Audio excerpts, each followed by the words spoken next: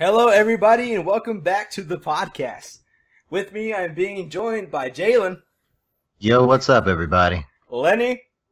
Hello. Perry. Some assembly required. And today, we are being joined by a new member, Ricky.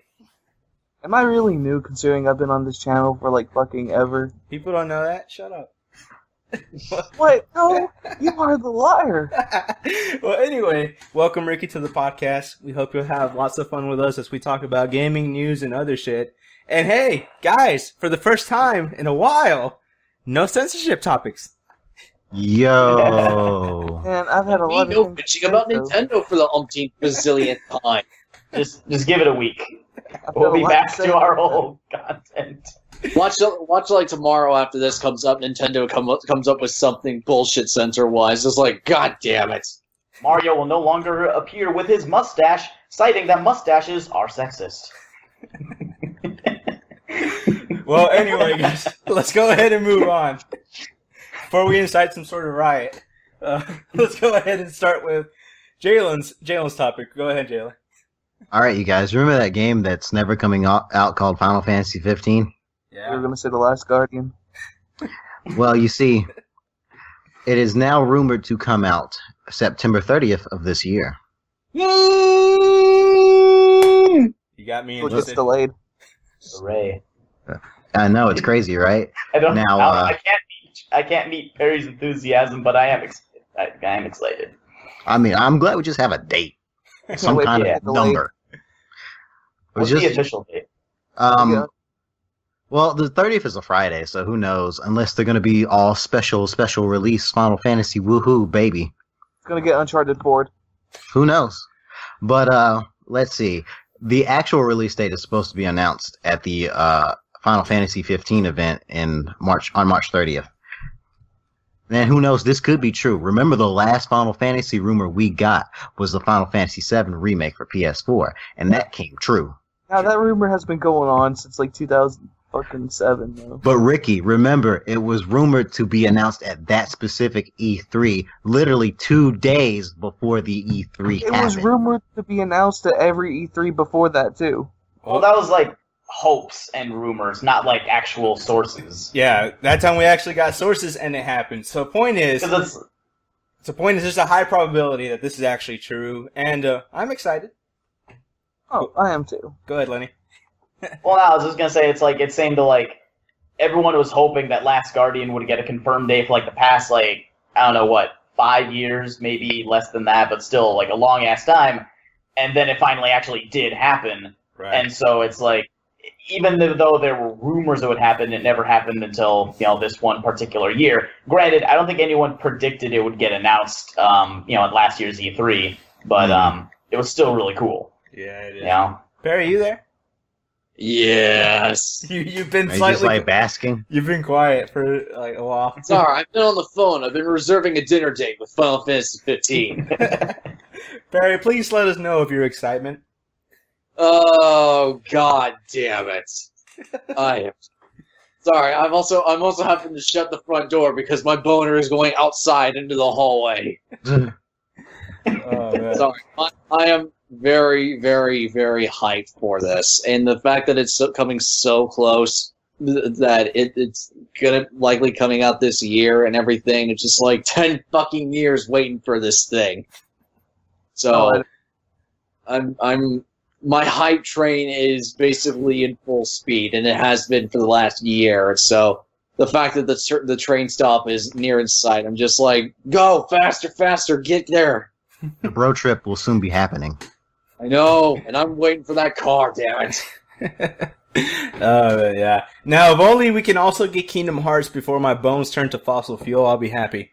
One step at a time. Once this big one is done, they can put the other lump of teams onto one other game. Once I get off my hype train for this, I'll let you take the reins for it. Hey, at least when they showed that off, they showed that Kingdom Hearts 3 was in development. There's gameplay trailers, so it's real. Yeah. It's going on. So It's a thing. Oh, God. But yeah, I'm excited. I'm happy for the fans. Hopefully this is true, because this would be very disappointing if it's not true and it was just a rumor. but I guess only time will tell. I At least we think only have to wait like 2 weeks, though. Yeah. I'm fairly certain that this, if it's not true, it's at least close to it. Because More than likely. if it's, my guessing is that usually if they're going to do a big release or something like that, my guessing is it would be close to the late end of summer or early fall. And this seems to fit right in that window for like when the big blockbuster games start coming out. So, considering this has been a long time coming from Square, I can see this being an actual thing. Yeah. Yeah, not to mention there was, I think they had a poll a few months ago where they asked people, like, oh, if you could choose just one of our games to come out this summer, which would it be? And, like, Final Fantasy 15, I guess, won by a landslide, so that might be influencing its release date at this point. Really? What else is on that poll? I don't remember. I kind of just only focused on that, but, you know, it's out there. Bro, It's out there. Bro, you got to work on that tunnel Just vision. matters. You got to work on that tunnel vision, man. Yeah. Well, anyway, let's go ahead and are we all set for this? Like, we've all said our piece on. Oh, I just thought about something. Go ahead. What if this release date is like something they plan to beat Persona 5? Wait, when does Persona 5 come out? We don't know. Yeah. I mean, I think it's supposed to be scheduled in Japan for the summer. So if they put it in September, that's a few months after the game after the summer months. So if they're in their poll, they did specifically, are you more excited for P5 or Final Fantasy 15? P5 won that poll. So I wouldn't be surprised if they just decided, made sure, put it as far back as possible not to intersect with P5 at all.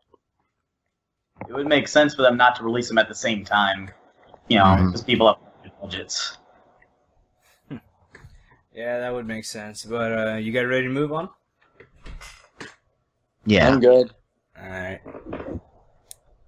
Ricky, you there? Oh, I'm still here. Okay. You know, I like to get a thumbs up from everybody before we move on. So you knew I'll let it slide. I gave a thumbs up, but you didn't see it. All right. Well, anyway, Lenny, let's go ahead and go into your topic.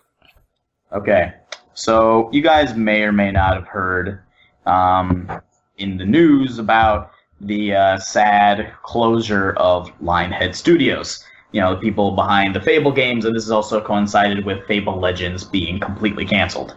Mm-hmm. But something a little bit more, I guess, drastic and significant is going on behind the scenes, because if we are looking at all the available like Microsoft Studios and the projects they're working on, a total of 7 have been taken off of their site. Ooh. See, yeah, there's a thing on Microsoft's website that says their current list of studios that are under their name or banner or ownership. You know, ones like Mojang, indie devs at Xbox, Microsoft Casual Game Studio, stuff like that. And obviously 343 and the Coalition for, you know, the ones that they actually make money with. But point is, a bit ago they had one that was, let's see, they had 4, 8, 12, 16, 18 studios on there, and now they have 10. Wow. Yeah, and some of these included just games. Like, one studio is listed just as Project Spark, so apparently they had an entire studio responsible for just that game. But to list, a few of the companies that they let go were Big Park, Funshin Studios, Good Science, Leap Experience Pioneers, Soda, Lift. Wait, no, sorry, not Lift. Press Play, Soda, Project Spark, 4XP. You made some of those up.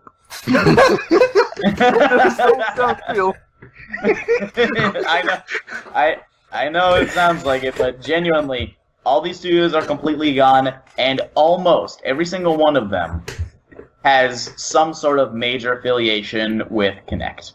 Okay, guys, a moment of silence for the loss of these studios. Especially for Soda. You guys aren't wrong. Otherwise known as state of the art, and they have made no known projects. What pioneers?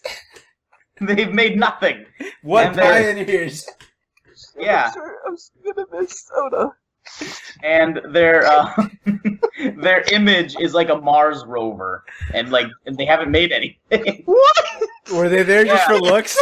Name like that, and your logo be a Mars rover. Yeah. And it looks like a stock, like when you look at the picture of their logo, it looks like a stock CG photo, what you see on like a science documentary. Guys, I'm starting a gaming company called Beverage, and my logo is a knight fighting a dragon.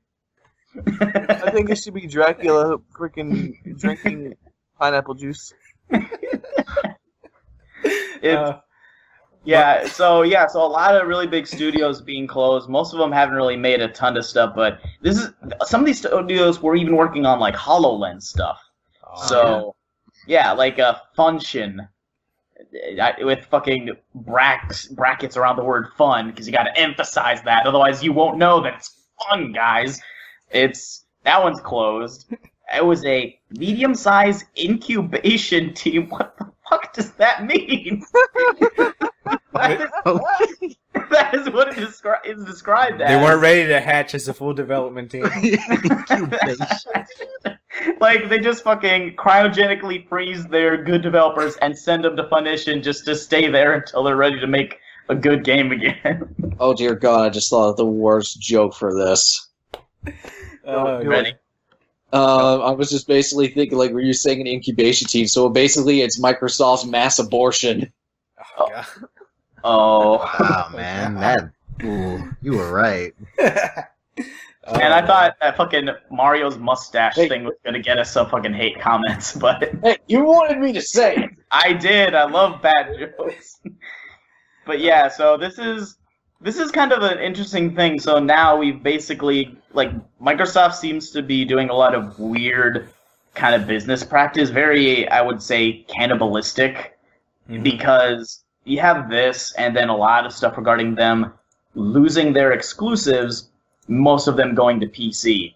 And even just like in an interview recently, Phil Spencer said, it's okay if PC gamers don't want to buy an Xbox One. Okay. So this guy openly, like, it's not that what we already knew. Yeah, so it's like, it's not that it's a bad thing for a reasonable person to say, but it's the fact that it's coming from his mouth, the guy who's supposed to be, like, the head of, like, the Xbox division, and he's saying, well, you don't have to buy our product if you don't want to.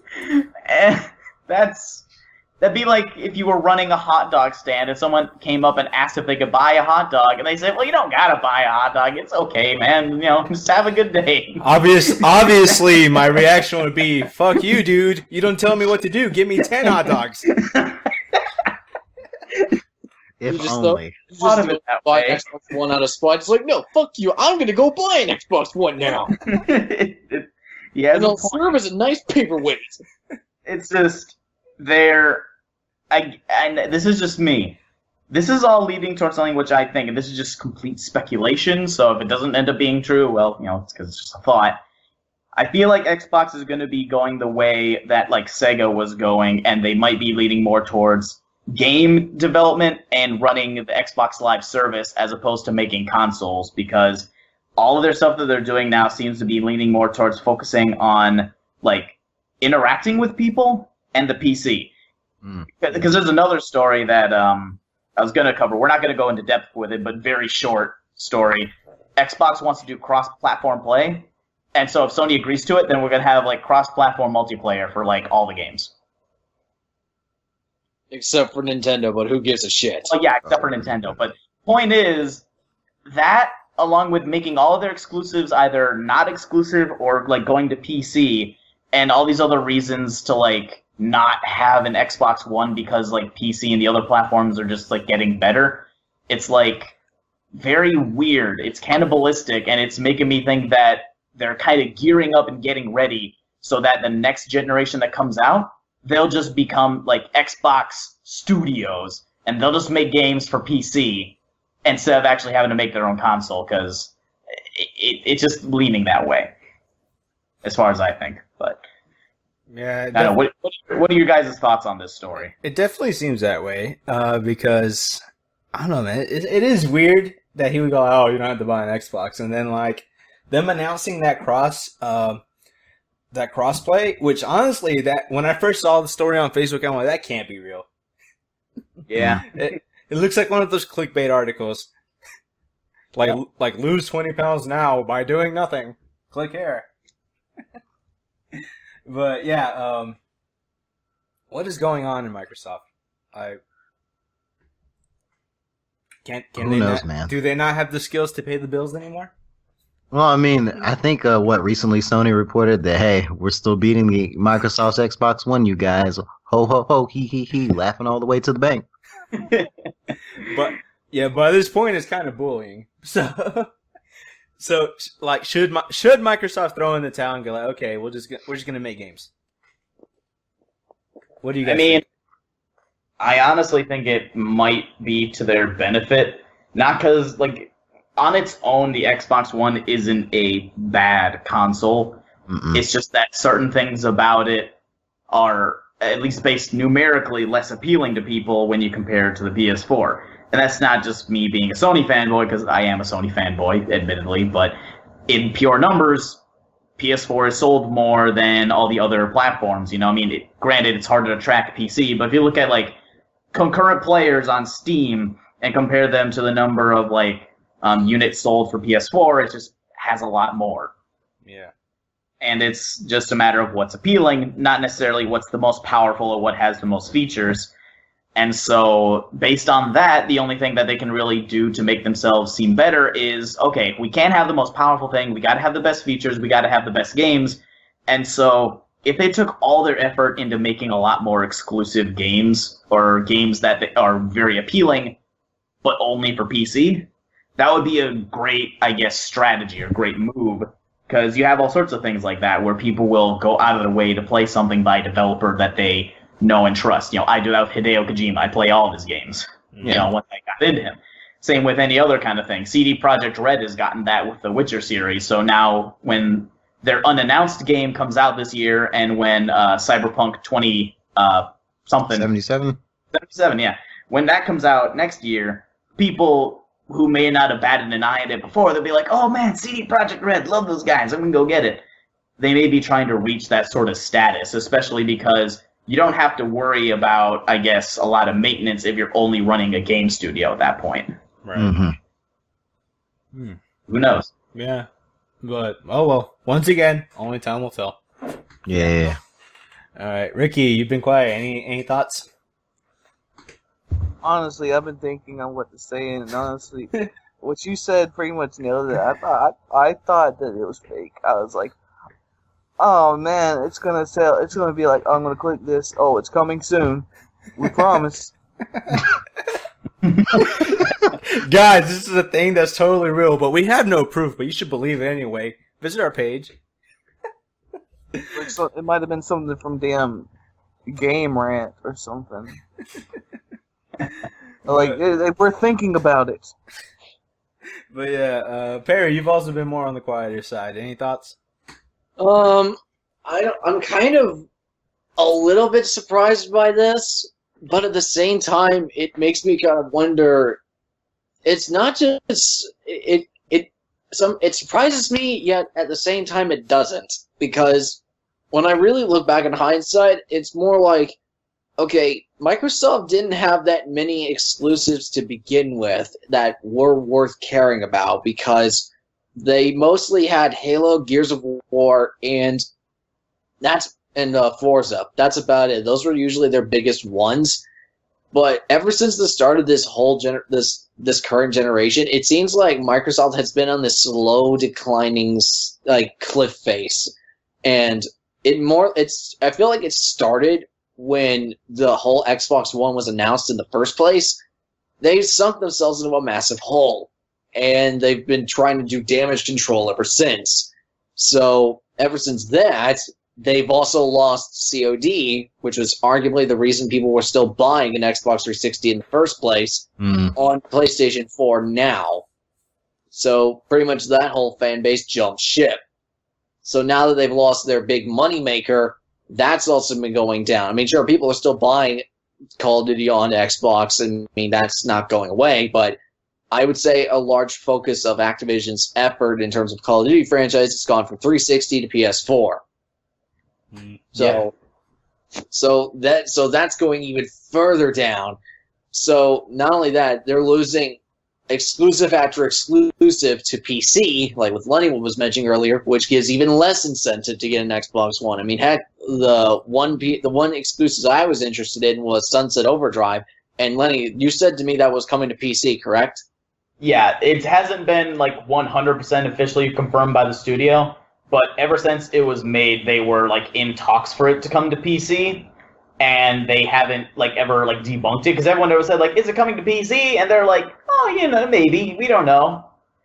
So the fact that they've never like denounced it, which usually would happen if they're, you know, planning to do something in the future, is pretty much an unofficial confirmation that yes, they are definitely doing a PC version.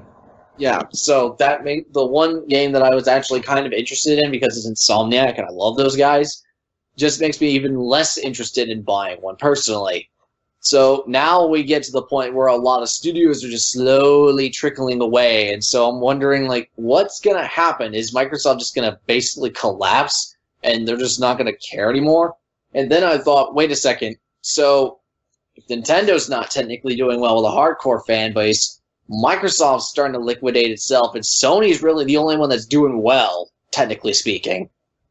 What exactly does this spell out for the next, I would say, 3 to 4 years down the line? And so I don't think it's ultimately going to get to a console monopoly, because I feel like that's impossible. So what I'm trying to think of is, well, is it going to be the case of, are we going to have a two primary console war system going on again?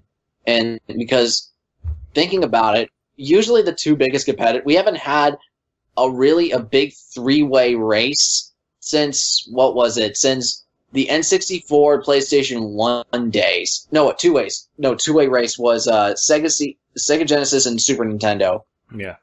I mean, sure, the TurboGrafx 16 was still in their background, but I wouldn't say it was like one of the big three.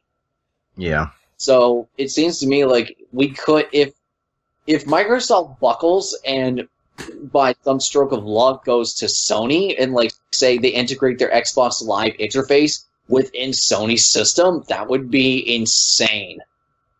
I wouldn't go that far. It would be cool, but considering that they have a lot of proliferation with PC, especially because, you know, it's Microsoft, they are PC, I'd assume they'd more sooner just create sort of, I guess, an Xbox Live service or platform on PC, similar to, like, you know, Steam, or just become a game studio at that point. No, I mean, you do raise a good point. That actually makes me want to raise another potential question. Like, what I'm saying earlier was more in the outlandish category, but since you were going with the idea of the whole Steam system, that was one thing I was going to go actually next with, is do you think it's possible that they could go the Valve route and create a Steam box? Not so much a system that is a direct console that you plug in your TV and everything like that, but create something that what Valve is doing with the Steam system. That would be very interesting. Although, as much as I like the concept of a Steam box, numeric, like on paper, they're just not doing very well right now. Yeah, well, I think one of the biggest problems with the Steam machine is not just the fact that I wouldn't say it's Valve's problem, but it's the fact that it's the razor and blade model. It's the same lesson that happened with the 3DO, where it wasn't or the CDI. It was that there was multiple different companies making the same type of console, and you don't make your money selling the console. You make your money selling the games. And multiple companies making different versions of the same thing, it's not going to split. It's going to split the profits too thin. So it most likely just kind of confuses the consumer rather than making them feel like they have options. Right. I mean, even people like us who are very versed in the gaming world and what's going on a regular basis, I would say we're all a fair amount of confused when it comes to which Steam machine is worth getting at all. So if I was to say Microsoft was going to enter their ring into it, they might have an advantage in having a more consistent build than Valve would. Well, see, when I meant platform, I just meant like Steam, the program, not necessarily a Steam machine. You know, it would be similar to like what EA did with Origin. No, that would actually make more sense than what I'm saying. So you do have a point that it could be that, but then again, most would actually defeat the purpose because most Microsoft games are on PC. Right. Yeah, and it's like I'm curious as to how that would go because like there's a report from like Michael Pachter. He said that the reason Lionhead was let go is because total sales of all Lionhead Studio games, like all the Fable games, was 7 million copies. And that's not enough? What a legacy! Fable, and that's fucking Fable 1, 2, and 3. Yeah. All combined together, and including, I think they had a spin-off for like Kinect at one point. And including the remake. Yeah, and the remake. So apparently all 4 or 5 of those games, however many it was, only sold 7 million copies. And even though that's decent, that's not a ton when you compare it to like the juggernauts of like, you know, Halo and Gears of War. And even if you compare it to like, say, The Witcher. Like, The Witcher is a comparable game, and, you know, with which it's like a, you know, third-person fantasy game. And all 3 Witcher games have sold 20 million copies total so far. Right. So, and granted, it's a newer series, so it has, I guess, more gamers to base it off of than the original Fable did when it came out. But it's still a point in which Microsoft basically decided to do it from like a businessman sense. They didn't necessarily think, oh, fans love Fable. They're like, well, look who's trailing behind. Oh, weakest link. Snip. And that is a shame because I did like the Fable games. Okay, I like the first 2 Fable games, but point is, I like them except for the last boss in Fable 2. That was terrible. Boss. That's what always comes to mind. Like, have you guys ever played Fable 2? Like, yes, I actually like Fable 2. Yeah. What did you think about was it Lucian or Lucius? Is it Lucian? Lucian? Yeah. What did you think about that big climactic final battle with him? That platinum-styled boss fight? Oh, boy. I won't lie, that was kind of like, that was literally the shortest final conflict I have ever seen. I'm going to tell you this, like, I didn't know. I thought I was in a cutscene. I'm pretty sure, I think Ricky did this too.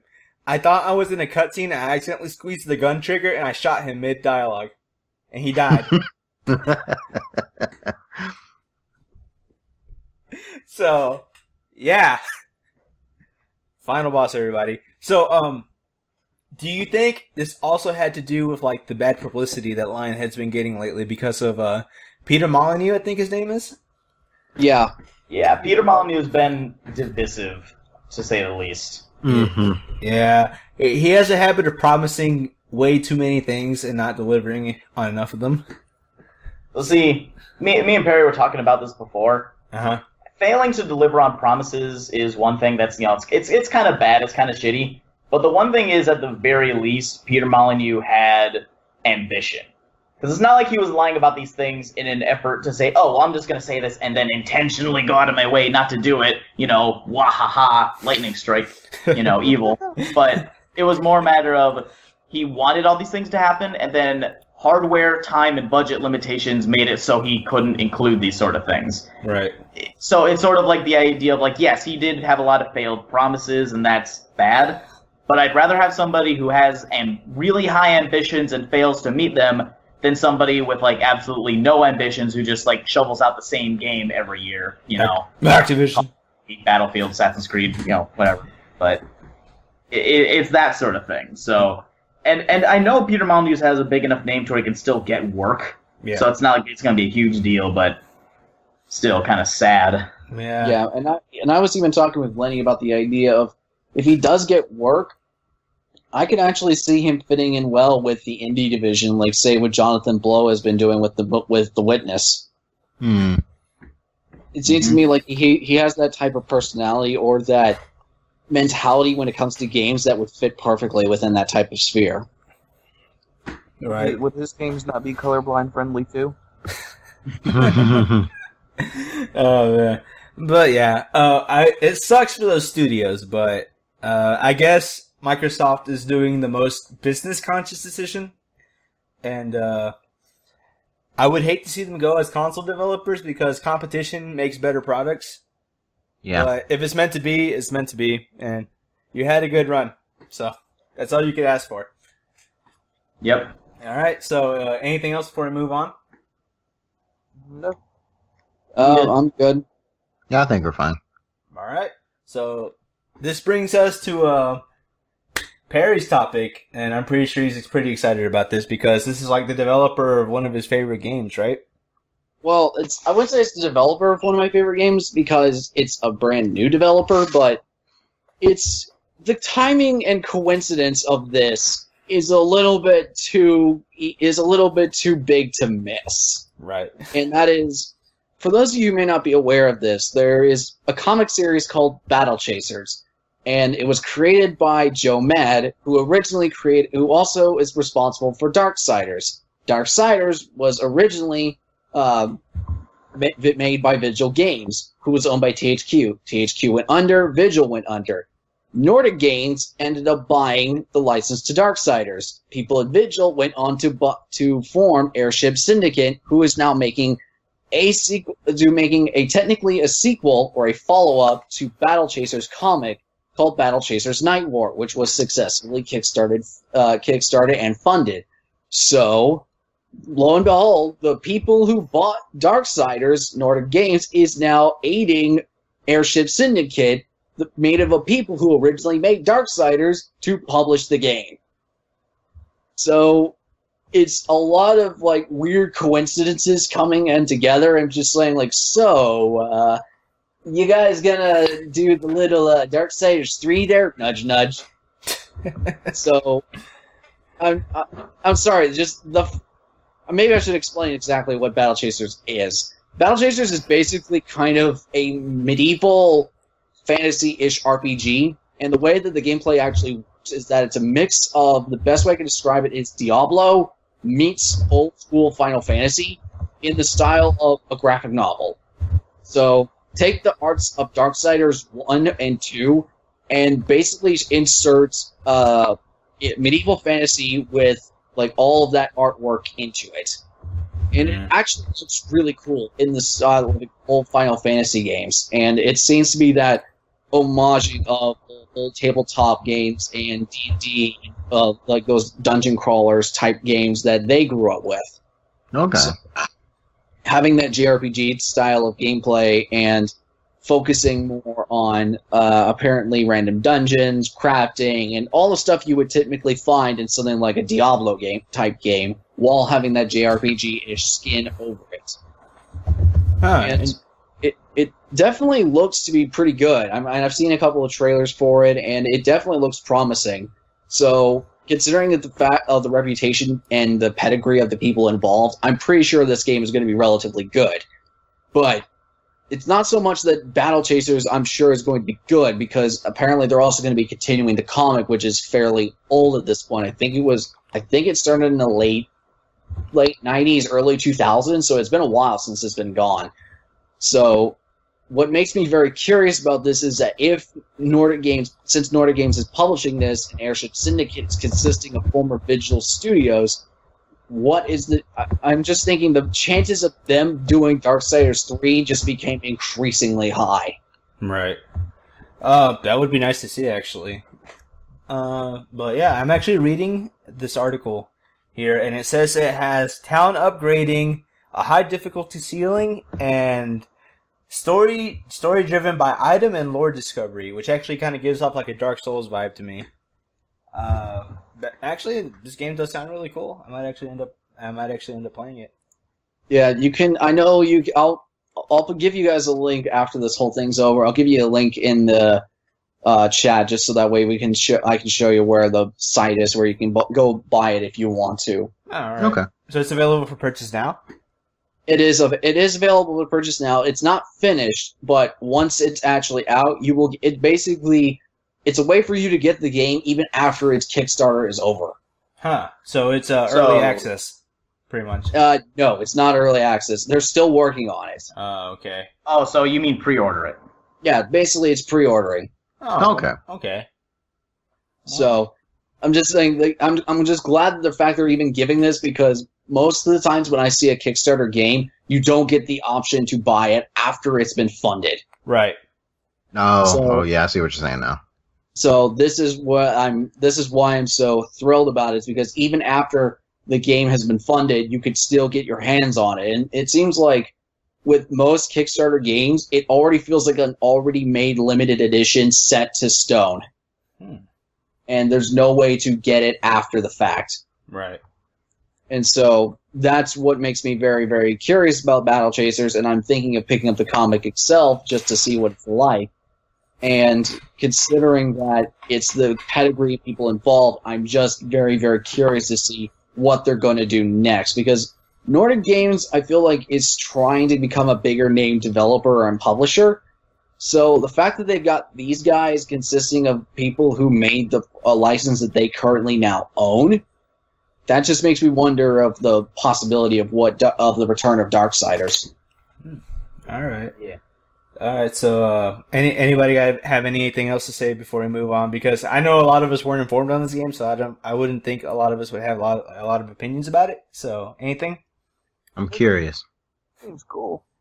I'm excited, and I don't know what the future is like for Darksiders, but if there isn't, this might be a unique opportunity for them to take like unused story, plot, and gameplay elements that they may have had planned for Darksiders 3 and incorporate it into this series, so that we don't lose out on any, I guess, potential stuff that they were working on. Right.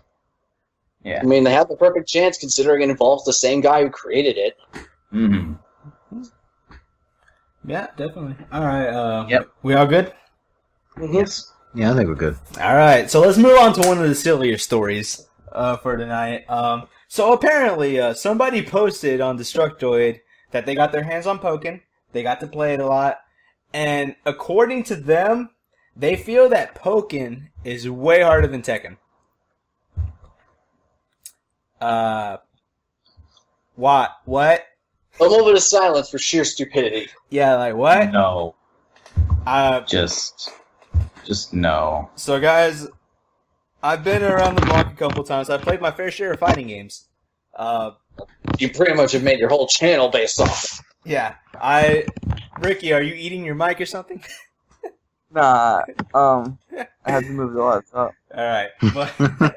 But Well, I'm kind of startled. yeah, okay, so I've played Tekken. I've been playing it for a while, like ever since I was a kid. It's a fairly difficult game to master. So Really So they're telling me, this guy from Destructoid is telling me that this 2-button fighter, based around Pokemon, in an arena-styled fighter, which if you guys don't know what that is, kind of like the Naruto games, is going to be more complicated than Tekken. Guys, please give me your thoughts. Lenny, go ahead. Tell me.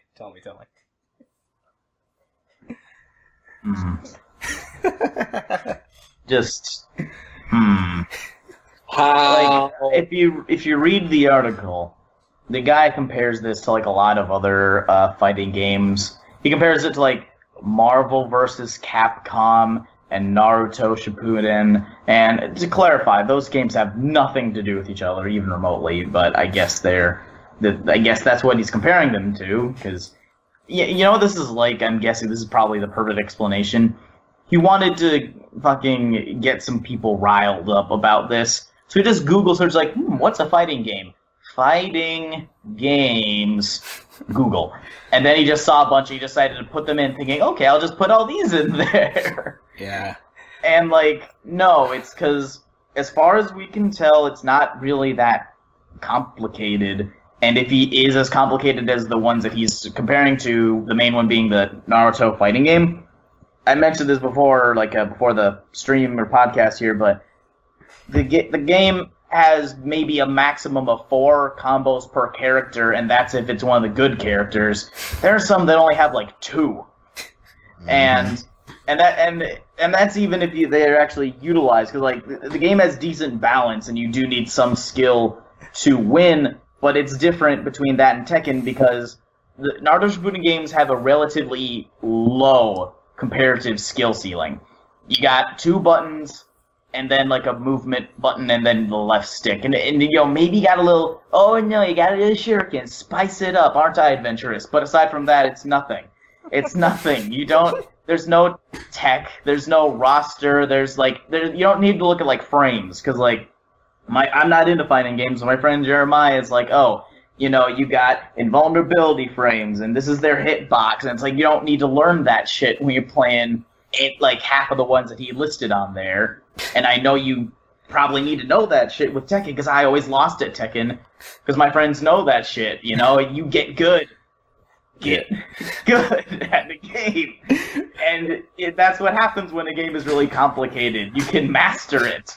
You can't fucking tell me that a 2-button fighter is going to be more complicated than Tekken. So, lies. So guys, I don't think this guy's very credible. That might just be me, but I'm just a voice on a podcast on the internet, so I'm also not very credible. So I'm just disembodied voices. Exactly. On the other side of it, We're all just voices in your head. Yeah, we don't even exist. Your computer isn't plugged in right now. You just forgot to take your meds. Exactly. You're probably you're sitting in bed right now. This is all a dream.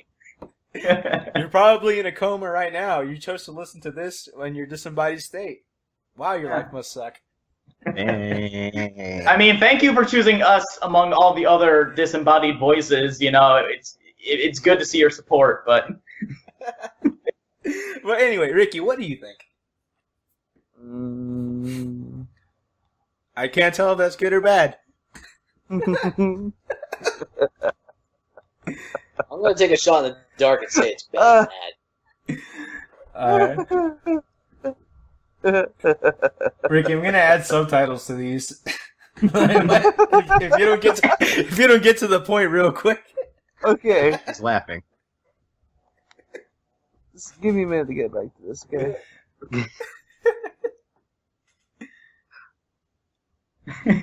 TikTok, good sir, TikTok. Laughing intensifies.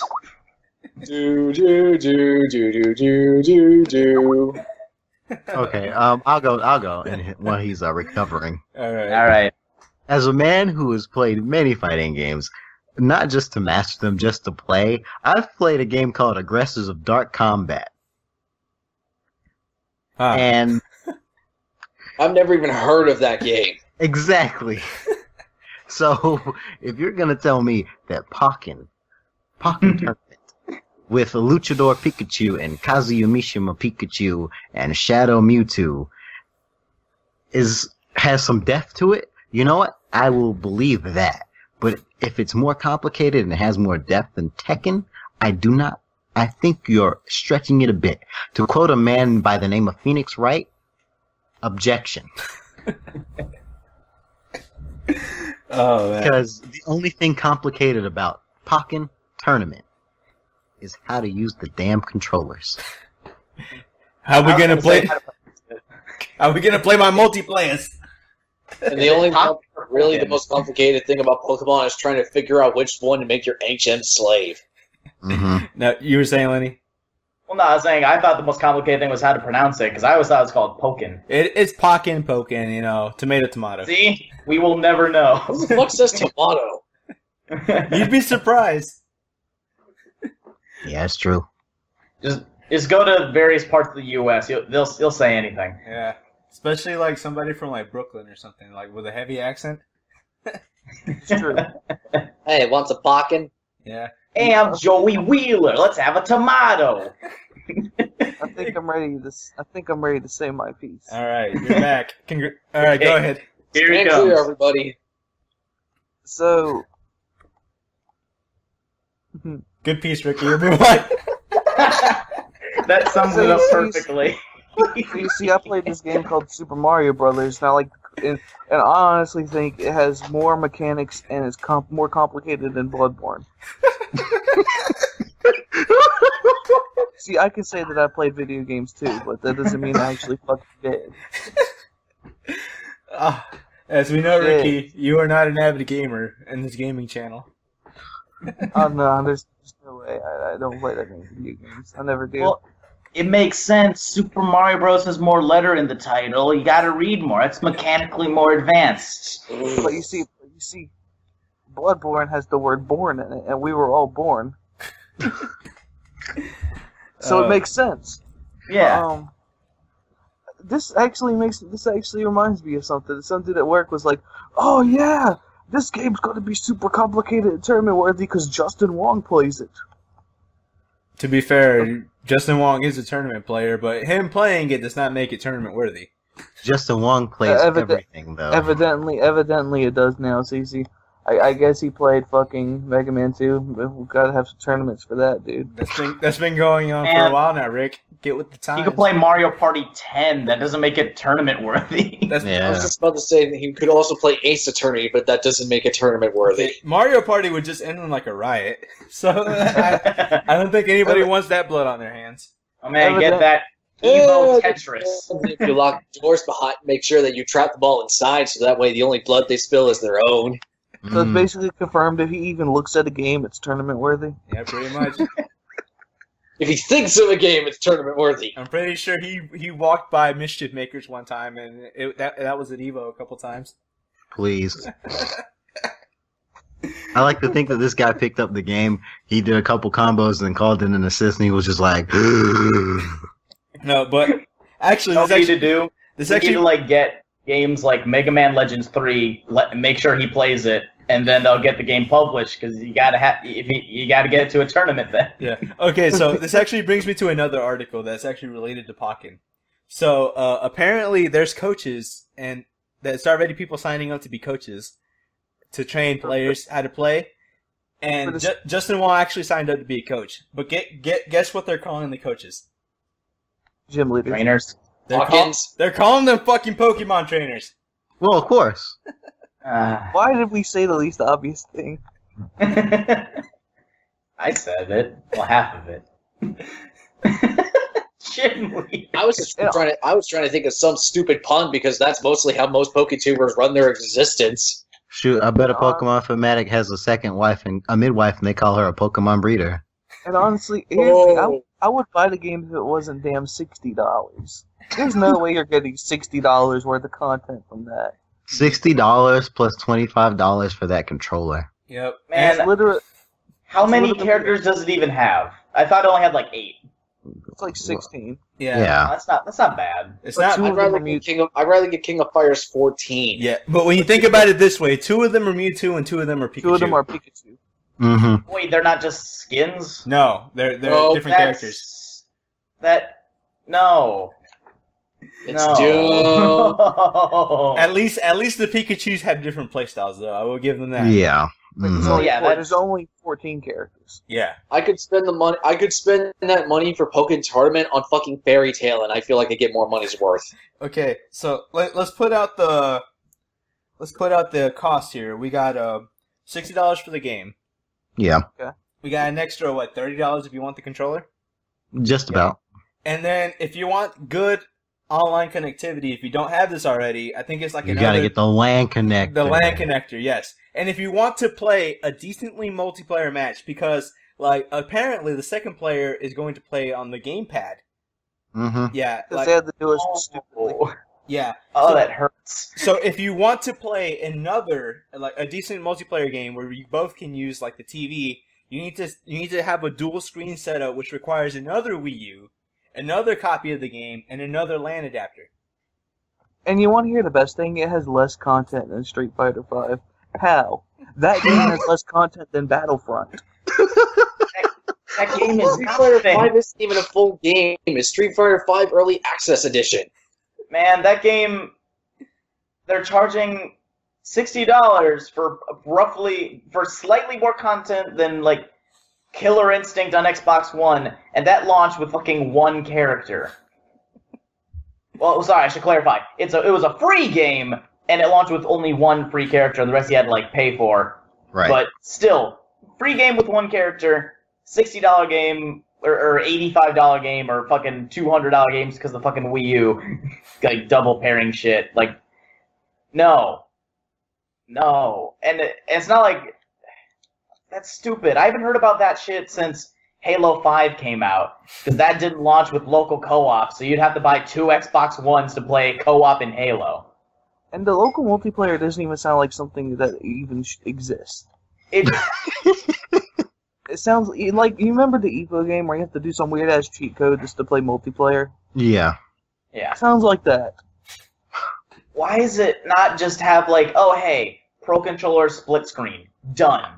Because, man, that's too old-fashioned. You got to innovate.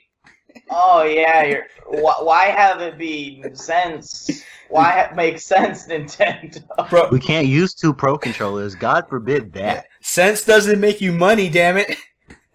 Because you couldn't handle the frames per second on fucking...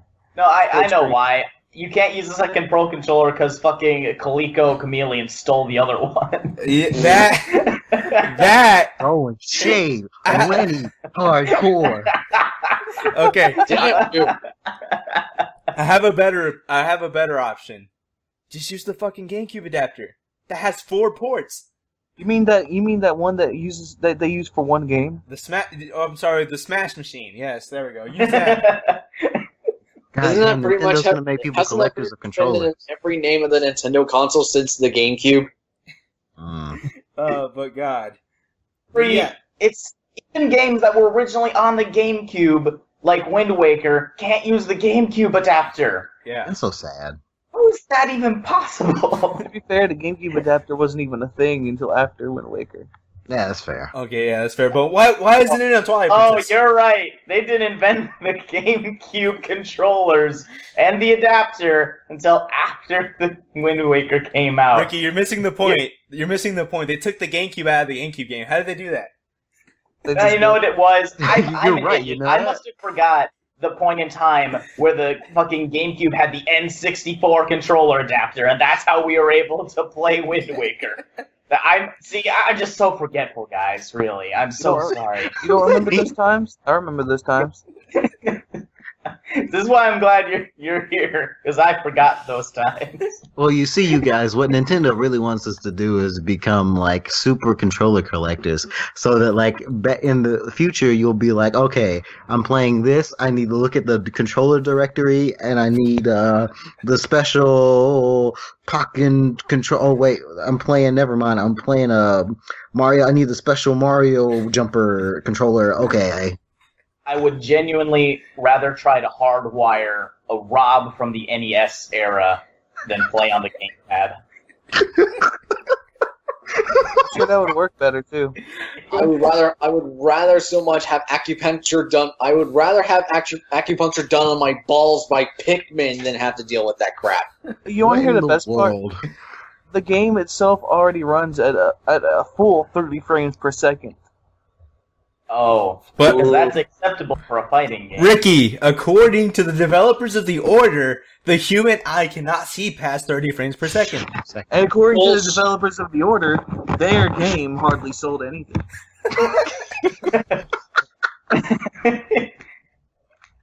You know, as much I like the Order a lot, you got a point. I mean, it was a good No. movie. You don't like the Order. It's either okay or it's like, eh. I really like it. That was a great $60 like 4-hour movie. Shit, I mean, it was kind of weird. Like fucking PlayStation stuff kept like controller logos kept showing up on the screen.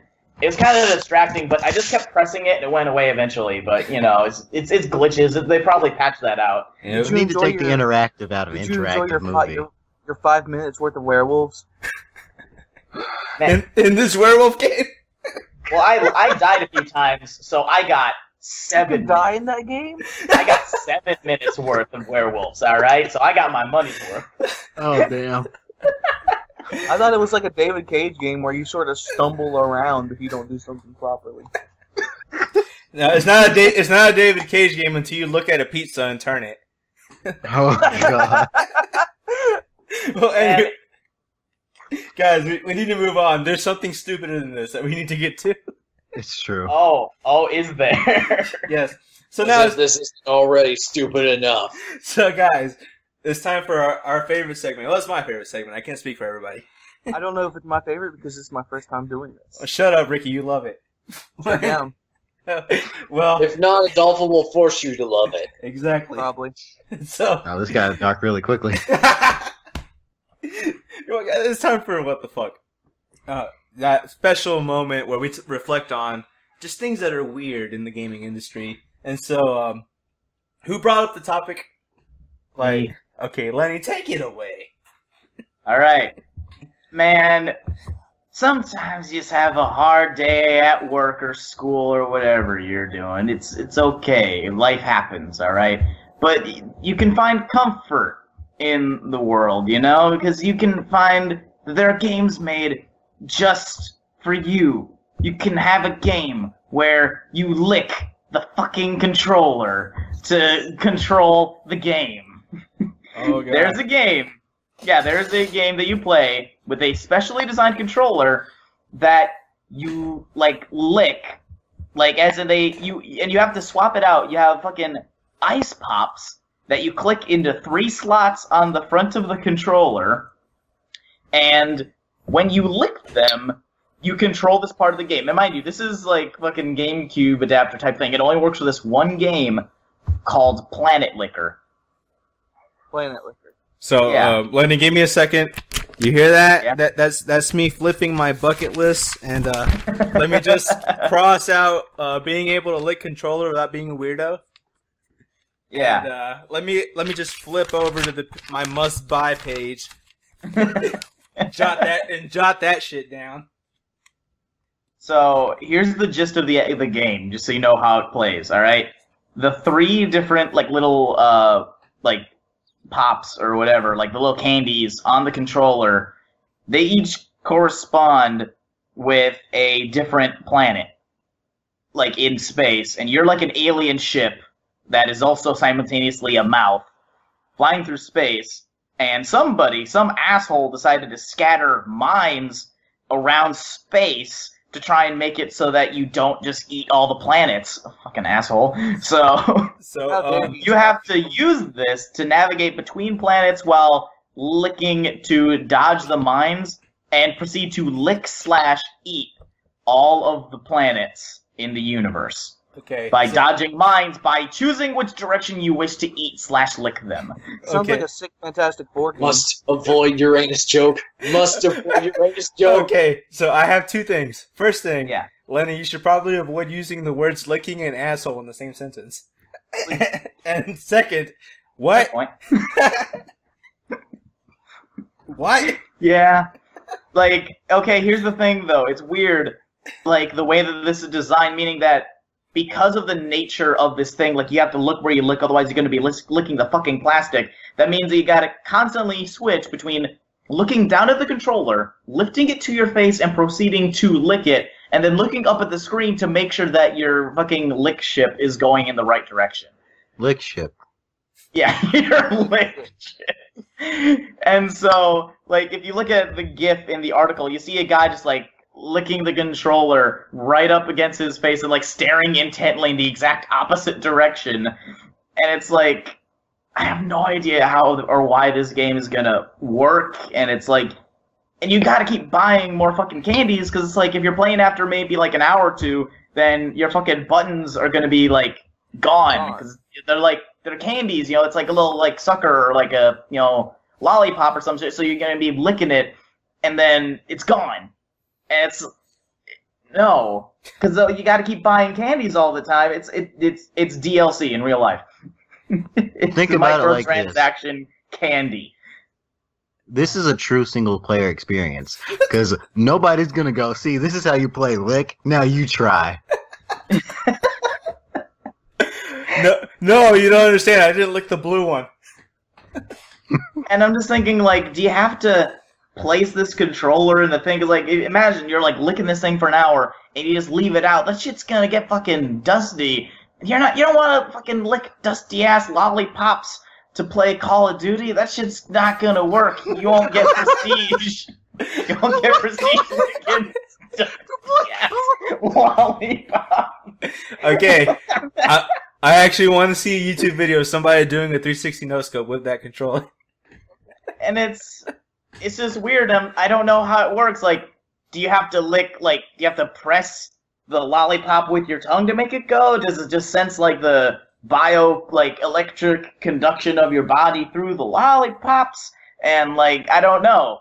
Like, and I don't know how good it's gonna be in terms of like difficulty, because like, what if there's an instant where you gotta like lick 3 of them in like a few seconds because the minefield is like, you know, one of those like platformers where it's like 1 pixel off and you're dead. So you gotta do the fucking Uber licks and like just get through that shit. I don't know. Do they have to list the calories of the candies? Like, if you look at the controller, it's like you have 3 things. Like, one is either black or dark purple, one is pink, and one is like either it's brownish, like gold. I can't tell.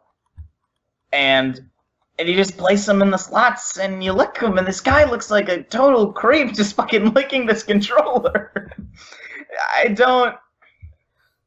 don't know, but apparently it's at GDC. It's at GDC this week, so. Oh, so the people in attendance can try out the lick controller? I hope there's more than one. Wait. You're telling me that at an event with a mass amount of people. It's coming. No, it's not yet. It's coming Wednesday, Thursday, and Friday. So in 2 days from now, you can see it. And but still, it's going to be at an event with a mass amount of people, and they're going to have people in line ready to lick a controller. Yes, at the North Hall booth, number N2624. For those of you who are curious and want to go see this. Oh god, I can't wait. Apparently, they listed the flavors as part of their press release. They have orange cream, matcha lemonade, and blueberry. What a lemonade? Flavors? Yeah. You can swap out the little things for like new flavors, and you have to swap them out because it's like a fucking lollipop. So, yeah. And you know what the shit is? It's like, this is a minor thing. What if like one of the places you need to go, like fucking the left planet, because there's only 3 fucking buttons. What if one of the things you need to do to beat the game is a flavor you don't like? What if I don't like lemonade and I need it to beat level 4? I guess I'm just not beating the game. I'm not eating that sour shit. You gotta man up, man. This game's for the real troopers. So, I'm actually looking at the article now. And, yeah, look at that GIF down there. That's this fucking guy. That's just a slab with 3 fucking suckers on it. Yeah, there's no joysticks. There's no trigger buttons. It's literally just a controller-shaped block of plastic with 3 colorful slots for lollipops. So as I'm looking at this GIF, I just wonder, what was the job description for this? Like, he just walk into the room and go, okay, I'm ready for this gaming article picture. And then we're like, Tim, look this. You know, that can be interpreted in all the wrong ways. Exactly. But, oh my god. I don't know about you guys, but I'm looking at my PS4 controller right now and, just looking at it in disdain because it's not edible. Mine looks appetizing right now, dude. Oh god, but... What? Mm-hmm. Is this where technology is going? Yeah. Have we gone too far? No. This is it. This is what's all been leading up to. This is the NX controller. Oh my god. I was just about to bring that up. With edible amiibos. The NX controller will literally have 1 button. And it'll be black licorice flavor. And it will come with an instruction manual. Buy our edible amiibos and place them in the center of the controller. Yep. And then proceed to eat them. Don't collect them like you did the old. And next thing, step 1, place gummy controller into controller. Step 2, proceed to lick controller. Step 3, proceed to take controller and shove it up your ass. Because that's apparently where your sense of logic went. Step fucking 10, buy more controllers. You know, I'm looking at my PS4 controller. The fucking X button isn't blueberry flavored. Clearly, it's behind the times. And technology catch up. Maybe a scratch and sniff, those savages.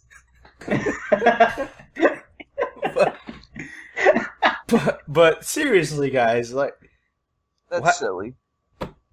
Oh, is that? That's all it is. It's just silly. So obviously we've been investing in the wrong things. Yep. You know, And this all the gives me games are going to come to that confidence damn in the system. future as someone who wants to make video games. It's like, you know what? If I think about it hard enough, I can just get about any damn thing I want made if I get the right people behind it. Because seriously, who the fuck thought this was a good idea? Somebody with no real experience in anything. That guy looking the controller. You know, this is something that you'd see in, like, you know, like Idiocracy, or like movies that like spoof pop culture with Right. like just people like buying stuff. You'd see in Back to the Future. Yeah, Back to the Future, or like one of those spoof This ads. is good for Back to the Future. Don't even say that. One of those spoof ads in like RoboCop would feature this thing. Right. I Like, never think that it would actually be a thing. so I hope this guy has a Twitter account, like whoever made this controller, because He I'm probably does. going to be waiting for days, like, until he posts a tweet. Like, I took my controller to a gaming convention and they all licked it. You know, I'm just waiting for when he gets like the fucking like brand deals. Oh, Gamer Fuel controllers. Okay, Gamer Fuel Lollipop Options DLC controller lollipops available Breaking now. news, we have Doritos flavored now. Oh Jesus, Next Dorito thing flavored you know. lollipops. I'm gonna gag. Yeah, and I can't Oh, fucking wait for Jesus. I can't wait for the accompanying Mountain Dew IV. Fucking cut out the middleman. They'll make controllers as cups, and you can pour in Yeah. the Mountain Dew. And you can And get just- that double XP weekend right into your veins. Oh, Jesus. That's too much. You know you'll prestige when you become a diabetic. So so anyway, before we cross more lines that shouldn't be crossed. I'm holding back. I think we did that the second I made the abortion joke. Oh god, but guys, anything else before we wrap this up? Stories that you had to cover. No, I think we got everything that we wanted to cover. There was a few extra stories if you want to bring up anything else. Oh, there was one thing I wanted to see. I don't remember if we had mentioned this before, but did we talk about Amazon Japan now allowing importing games? Not on the podcast, I don't think. Yeah. Oh, okay. I just didn't know if we had talked about it on the podcast yet or not. No, you can bring up the details like quickly if you want. Well, basically, like a lot of the specialty stores like Play Asia or CD Japan or people like where you could basically import games. Yeah, apparently Amazon's now doing that whole thing about where they basically allow you to import games from their site. Of course, you need a Japanese Amazon account, but it pretty much just works. It's like, hey, you want to get a game from Japan? Hey, you can get it on Amazon Japan. Woo, there we go. But can't you still get them on Amazon US? True, but they usually are done like other people or like other importers and sometimes scalpers. Yeah. Yeah. I Like, guess it's found good deals. yeah, like Amazon themselves are actually now sending them out. So, you know, cool, I guess, but I don't see anybody leaving Play Asia anytime soon. Especially because you gotta make a Amazon Japan account. and Yeah, stuff that's like true. that. So, it's cool. It's a cool idea, but I don't see people leaving the sites that they know and trust to do this. Well, Exactly. Because does Prime apply? Like, does the No, one-day it shipping? doesn't. Okay, so there's absolutely no reason to do it then. Well, I mean, it's not. I mean, to be fair though, it's not like with Amazon Prime. It's not like they could instantly teleport the game from one side of the world to the other. You don't know that. a man can dream. I mean, I know we're getting Amazon drones soon, but I mean, we don't have Amazon teleporters yet. It's Give it not like time. in Futurama where it's like, oh, it's only gonna have to wait 5 minutes. I swear they said 10 seconds on the site. I What? know, so unreliable. 5 seconds later, oh, there it is. We could have had that, man, but we fucking decided to make edible controllers. We're truly going places with technology. That's just, I feel like that's going to become a running joke with us from now on, even if it's on the podcast, just like edible controllers. Oh god. Well, anything else you guys want to like skim through before we end it? Maybe a very quick thing. It won't take too long because it's not a huge article, but it's still kind of cool, so it might be worth mentioning. they have this new VR kind of thing going on called OptiTrack, where it combines a few like real world stuff with like VR stuff, and they perfected the technology at least to the point where they can have people interacting in the with real world objects using only this technology. And the example that they showed was two people with Oculus Rifts passing a real life basketball back and forth to each other and actually like catching it and like throwing it back and forth like no problems.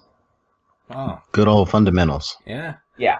So it's that. It means that now we have like VR that is like good enough in terms of, I guess, fidelity and latency that we can accurately say, hey, this is viable, because they weren't stumbling over themselves, they weren't too confused by it, they could do it, and they had no like actual visibility for the real world. Huh, that's pretty amazing. Yeah, it's really cool, and they're showing that off at a GDC as well. So they're going to be having more tech demos for that, but just keep your eyes out for it. Looks pretty cool. But let's be real here. That's not gonna outshine Planet Liquor. Yeah, I want a Galactus game.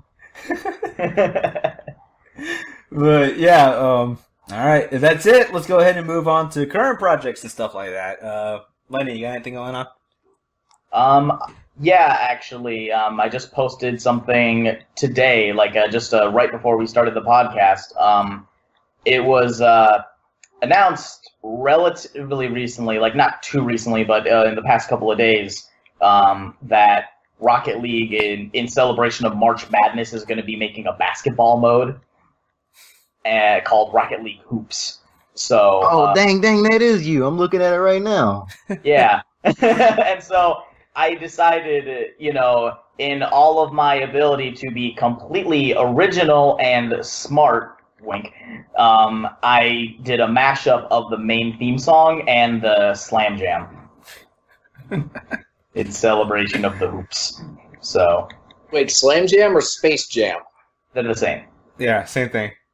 Oh. Like it's in the movie Space. It's in the movie Space Jam, but the song itself is technically called the Slam Jam. Yeah. Oh, sorry. I've never seen Space Jam, so I can't say. It's a national treasure. It You is. gotta watch. I'm gonna buy you Space Jam on Blu-ray. Like I when promised that to everybody at once. like when aliens visit us, we're gonna give them an English dictionary, the Bible, and Space Jam on DVD. So they'll I mean, in all seriousness, is Space Jam any good? It's pretty good. it has, I'd say, a lot more like novelty value than it does like actual genuine value as a film. Yeah. Like I like it a lot more for its nostalgia and the fact that it's literally like the movie based off of an ad Yeah, pretty much. than it would for its actual like filmmaking. But that's not to say that it's poorly made. It's got some pretty good animation and it's so fucking crazy that it's hilarious. But Michael Jordan can't act. No, Bill like, Murray's in it. Not really. Yeah, Bill Murray's in it. And yeah, and it's probably, I'd say, the best like movie tier like modern Looney Tunes that you'll see, because the actual Looney Tunes movie with Brendan Fraser was no.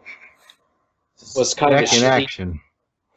It's bad when they have to spend an entirety of 2 minutes joking about their Walmart plugs. Yeah. Yeah, Walmart. Hey, So anyway, Shaggy made a cameo in that movie. Yeah, he did. So anyway, so that's what I was working on. So on my channel, you'll find like a Slam Jam mashup, because again, 100% truly original, no copyright.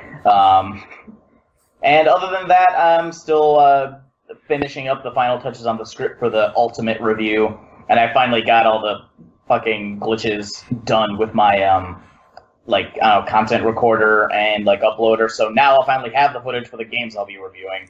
So All right, sweet. yeah. So could we see that possibly like 2 weeks, 2 weeks. in the time frame? Depending on if I have any like projects sprung on me at the last minute, I'd say probably by not this Friday but next Friday. All right. Well, that's nice. But again, it's tentative.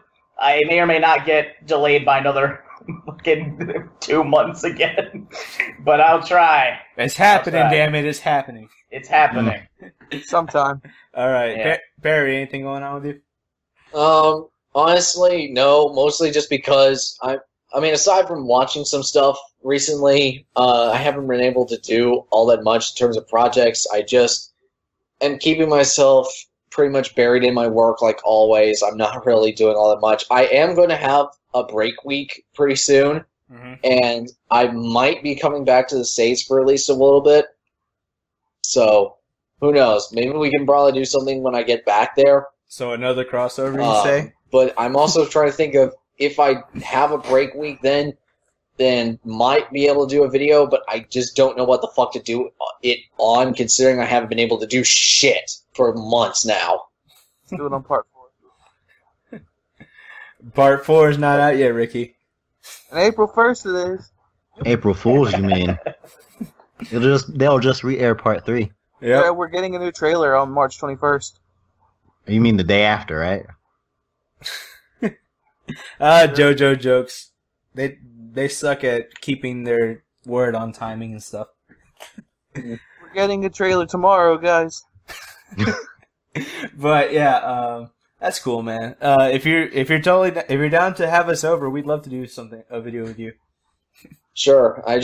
Like I said, I just don't know what fucking video to make at this point because of the fact that I've been so out of the game for a while, not to mention with all the crazy YouTube witch hunt going on with everyone's like, oh, copyright strike, fair use, oh my god, yeah. And so I'm kind of like glad of the fact that I'm not doing videos because at least then my channel's not being affected at all, but at the same time, I haven't been doing shit for months, so I don't know what the fuck I could come back to.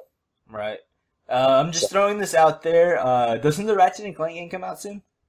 Yes, and the movie actually comes out, I think, I don't know if it's next month, honestly. So my recommendation to you would be a movie review and a playthrough if you want to. I don't know. With everything going on with the YouTube copyright system, I'm kind of iffy about doing a Ratchet & Clank playthrough, considering I never even finished Tools of Destruction. Well, Perry, I should mention playthroughs. Outside of Nintendo, playthroughs are not really up for like content claims. At least not automatic ones. I mean, And since, well, what I'm saying is like usually automatic ones or like people who are more like savvy for that, they tend to be a bit more on the edge of what do you call it? They're a bit more shady. Because then they might do it manually, but since in the past you have done stuff like asked them, hey, can I review the Ratchet & Clank trailer? That means that they know you and they understand and appreciate your content, so they would only ever be able to do that if it was manual, and if they gave you permission to cover the content before and then suddenly decide not to, it would be, I guess, most likely impossible or very unlikely. Yeah, that is true. I don't know. I guess given the fact that everyone's being so, like, very, very antsy and trying to be the whole fair use thing, I'm a little bit hesitant to do anything regarding anything that requires footage made by somebody else in order to make the content. It's kind of the reason why I'm not so fond of the idea of putting game footage in my reviews in the first place, because of that whole mess to begin with. But yeah, like, we're a Let's Play channel, and we don't usually run into, like, any claims or anything. Like, unless it's... Well, let me ask you this, Perry. If you're the one playing the game, then it's your content. Yeah, pretty much. Yes, that is true, but I am playing a content made by somebody else. Yes, but it is transformative because you playing it and people watching you does not replace playing the game. Because then, like, since you're doing your own thing, it's not like them able to experience the game on their own terms, and in that effort, it is transformative and not a replacement for the original product. Similar to, say, a best of like a movie or something is not replacing the movie, so people are allowed to keep that up. Fair enough. I'll have to... I can go into more detail with it, like more when we're off the podcast. I actually have like a few references to like lawyers and legal teams that are much more credible than I am that we can discuss. So, all right. As far as I know, and plus the idea of doing a movie review, I would love to do it, considering that's kind of been the one thing that's been sitting, I would say, attached to my channel is Ratchet & Clank. the movie, as far as I know, comes out on the 29th in the U.S., and I will be back in Canada when that happens. So I don't know what the Canadian release date is. Mm-hmm. So when that does happen, I don't know if I mean, who knows? Maybe I can get in contact with Rainmaker and say, hey, when's the Canadian release date? Because I'm going to be out of the country when this thing comes out. So can you guys like send me a build of it, or is there a screening of it I can go to, or something like that, just so I can review the movie? Yeah, I mean, I want to talk about it, but at the same time, I'll also be going into starting my third term, so I'll still be busy with work during then. Right. And also, you could like space out the video, record a couple parts here and there. That would also help. I don't know. It's hard enough for me to even play a game on a regular basis anymore with my work going on. So I want to do it, but at the same time, trying to find the time to do it is another matter. All right. Well, Lenny, going back to you for a minute. Like, as soon as you get that video out of the way, you can start work on your true magnum opus, which will be the review for Cabin in the Woods. If you actually do that. Oh my goodness. As soon as I see it, I will. Well, to clarify, the remake. Yeah. That we're talking about that one because I've already seen the original. And you loved it so much, right? Wait, yeah, man. Cabin Fever. Cabin Fever. Cabin Fever. Yes. Yeah, Cabin in the Woods is good. It's decent. Yeah, go watch that one. Yeah. Like, buy it twice. Yeah. But Watch Cabin Fever. yeah, Cabin Fever is it's an interesting one. If you're hankering for pancakes and weed, then watch the movie. Actually, never do that. But Well, I mean, if you hate yourself, go ahead. But yeah, and okay, here's the thing. This is a kind of movie, and just to iterate, for those of you who haven't seen the movie, I don't care about spoilers because it's a bad movie, so fuck off. But what it means is, like, there's a moment where a kid just yells the word pancakes and does a kickflip and then bites somebody in the neck and runs off. And here's the thing, that part where he yells pancakes and does the kickflip, that wasn't in the script. Eli Roth just threw it in because he liked seeing the kid, like, practice his, like taijutsu, or I think that's probably not it. No, what's that?